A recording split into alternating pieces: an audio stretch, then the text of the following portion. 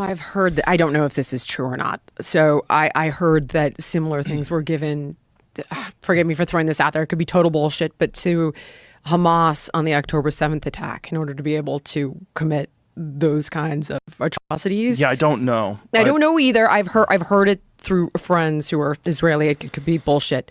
But I would wonder if you have to commit those kinds of violent acts against another human being, I would imagine you'd have to be altered in some capacity. I can't even fathom being able to.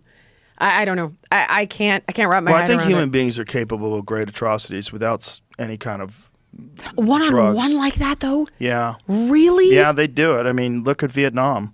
Look at the things that people did during Vietnam. Yeah, I don't think they dosed them up in Vietnam. No, I guess you're right. And in Vietnam, people were taking heroin and smoking weed, and they were still doing that.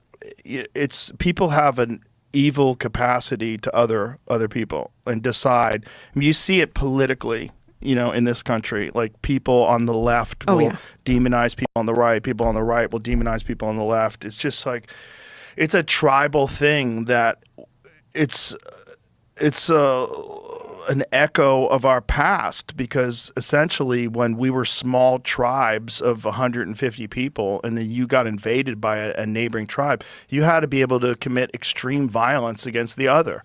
And you had to be able to think of them as not you. That's not a person. That's them. And you have to be able to go after them. I can understand that broadly. By the group. And okay, right, fair. Yeah. But I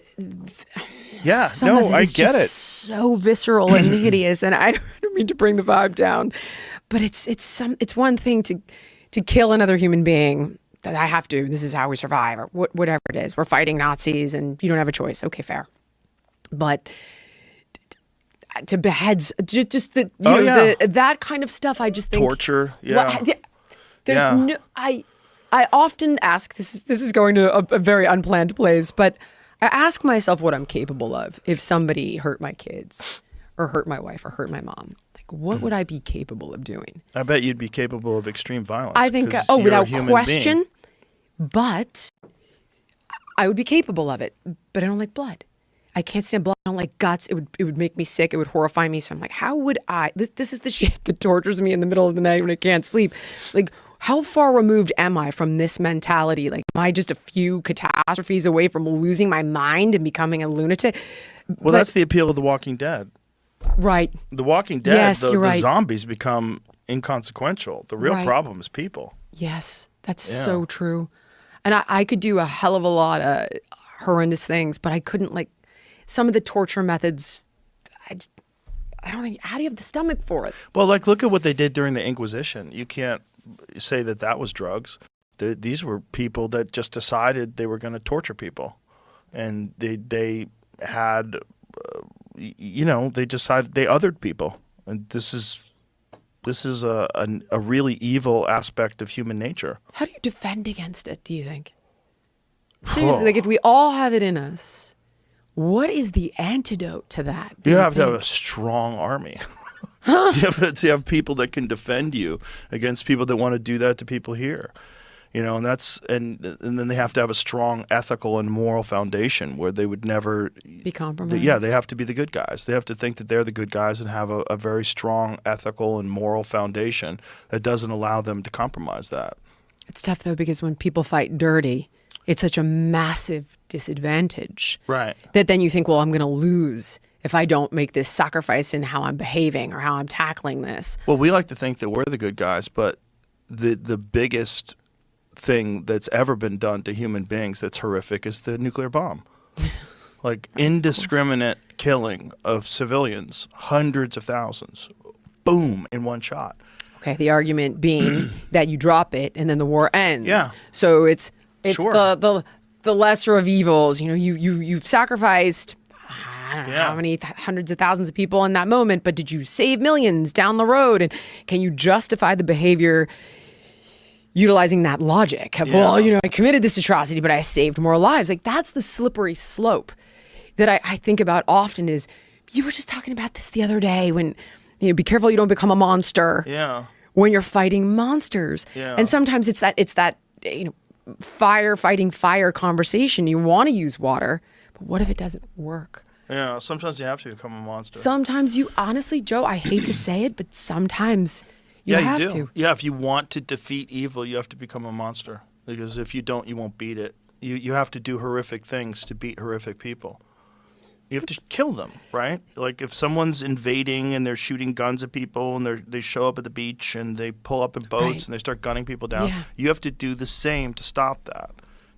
You can't like bring out daisies and go, hey guys, like I bake you these pot brownies, just like let's just chill. Try. Let's just rethink this, man.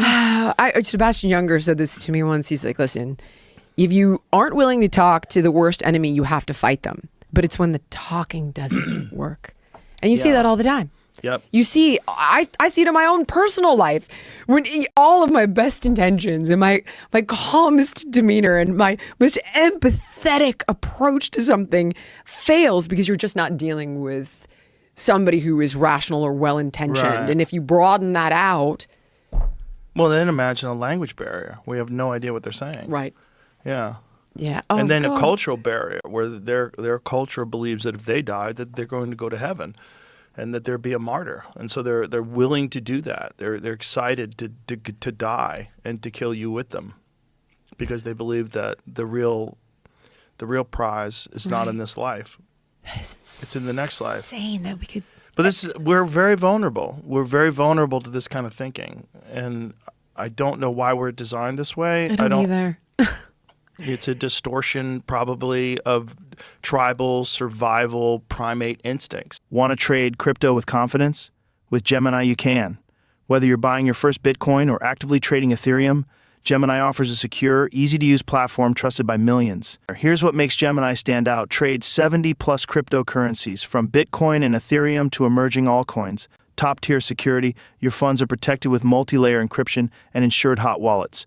Earn interest on your crypto. Put your holdings to work with Gemini Earn. Seamless mobile app. Buy, sell, and manage your crypto anytime, anywhere. Regulated and reliable, fully compliant with U.S. financial regulations for peace of mind. Whether you're a beginner or a pro, Gemini makes it easy to trade smarter and safer. Ready to grow your crypto portfolio? Click the link in the description and start trading with Gemini today, where simplicity meets security.